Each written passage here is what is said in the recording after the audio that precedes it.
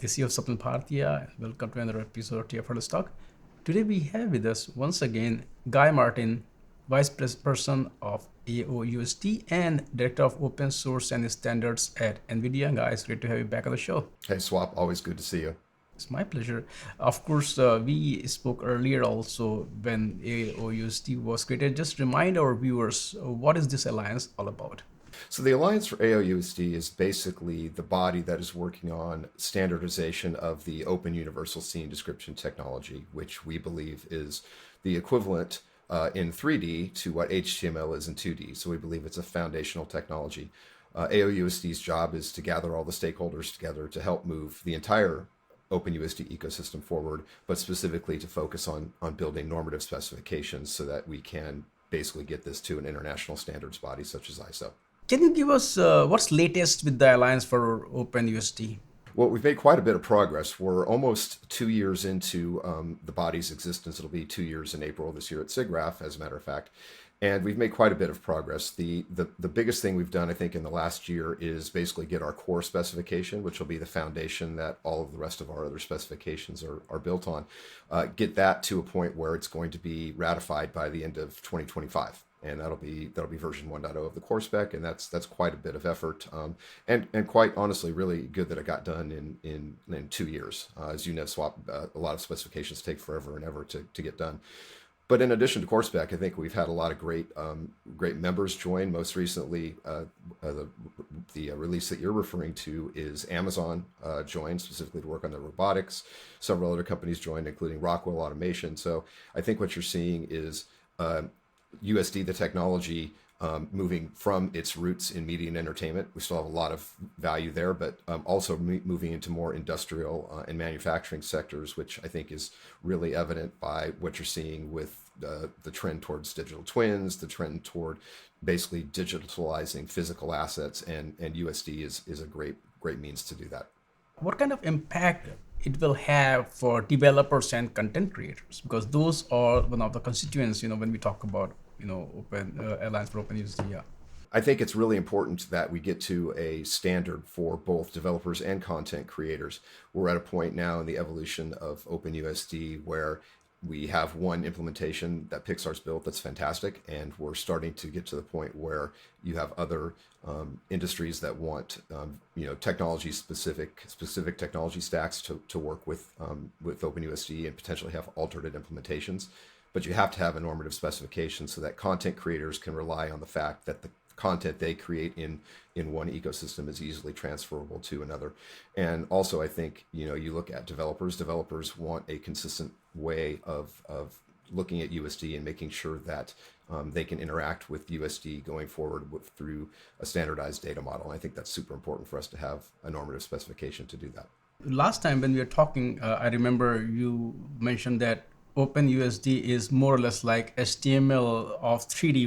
How HTML redefined the web, that's what OpenUSD is doing with 3D. Talk a bit about what did you mean by HTML of 3D? Yeah, that's a great point, Swap. And I think that we're at a point where if you look at what HTML did for the 2D space and for the web, it built all of that value. All that value was built on top of it. And you're right, you get to the point where kids and really anybody who had a little bit of technical knowledge could go in and work and build websites and build value. And I think we're at the same tipping point and inflection point with UST and 3D, to the point where you actually want to be able to look at all of the data that you bring in, right? One of the beautiful things about HTML is it's really a container format, right? It does specify, document object model and things, but it can reference other data that comes in from other standards. And I think that's what we're seeing with USD, especially in examples where you end up taking, other data, either, architecture, engineering, construction data, or industrial and manufacturing data, PLM type of data, and being able to hook it into USD so that as you bring your 3D content to different places, it can easily be represented. And I think, when you talk about your son being able to model HTML, I think we're getting also to a point where AI comes into this picture. We already have this as an example at NVIDIA, where we have USD code, which can, you can ask it to create a scene for you, and it spits out the relevant pieces of USD as Python snippets. And Python being fairly easy to use and fairly easy to understand, you should be able to edit and build things in USD using the Python APIs. Can you also share with us what is the status of standard right now when it comes to OpenUSD? Well, AOUSD is building a suite of standards. The first standard we're actually going to have ratified is what we call our core specification. You can think of it as the bedrock layer that the other standards we're building in areas like geometry or physics or materials. They're going to ride on top of this core specification. And this core specification is set to be ratified by the end of 2025 by AOUSD itself. And then at some point in the future, we'll be submitting a future version of that standard to ISO for their acceptance. Since OpenUSD is already, of course, an open source project, which is quite obvious, what is the importance of making it an international standard? What value will it bring to the whole ecosystem? Yeah, it's a great question. And I think you only have to look at the fact that Pixar was a founding member of Alliance for OpenUSD. The team that created OpenUSD realized that they were at a point where all of the work they were doing to use USD in the visual effects and movie space was great, but then USD was, as you mentioned, basically becoming a de facto standard in other areas of 3D visualization and simulation. And once you look at that, you have a couple of things to consider. One is that you're in a much wider space and a much wider ecosystem that has highly regulated industries, medical, financial, and even especially industrial manufacturing, where there is not only a preference for standards, but there is a business value in companies being able to say, okay, this is a great open source project, but we're actually building a standard for it so that we could potentially have alternate implementations in a technology stack that we need, and just knowing that there's business value in something this is going to be supported for a long term. So imagine if HTML, again for an example, never became a standard, never became an actual authoritative or normative standard, but just became a de facto standard. You would have to rely on the cooperation of everybody in the ecosystem to do the right thing, which may happen. But I think now that HTML has become an actual an ISO standard and a recognized standard, I think it's much easier for companies to say we're going to build value on top of that. And I think that's where we are with OpenUSD as well. Getting to an international standard and accredited standard is going to help companies feel like there's stability and business value they can build on. Can you also share what are the things in your pipeline that you folks are working on next? There's a lot of exciting things going on right now. Since we last spoke, we now have a new governance construct we call interest groups. So if you go back to working groups that were the basis of our body at the beginning, working groups basically are there to create normative specifications. That's what their output is.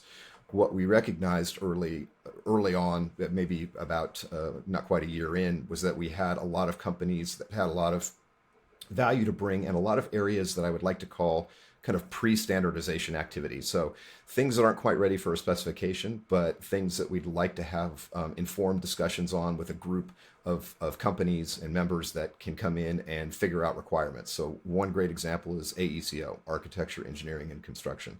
We're not quite ready to do standardization work yet for USD in that, but there's a lot of interesting things that need to be discussed. For example, how you bring in the IFC standard into USD and do the data mapping. And so we created this new governance construct called interest groups.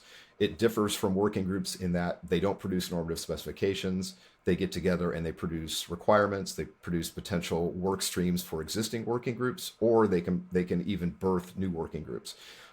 What's also really exciting about this is that for the first time we are allowing non-members to come in and become contributor members at zero cost, in difference to the way we have the traditional membership cost.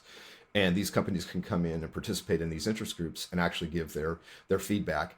If they want to participate further when things potentially go to a working group, they would up their membership to a regular general membership. But it gives us an opportunity to have a wider set of stakeholders participating in this. In addition, we have some new working groups that got started since we last spoke. Physics is the most recent one. And I think that's really exciting because we're looking at taking the existing rigid body physics schema that has already been out there for a while and doing a normative specification for that.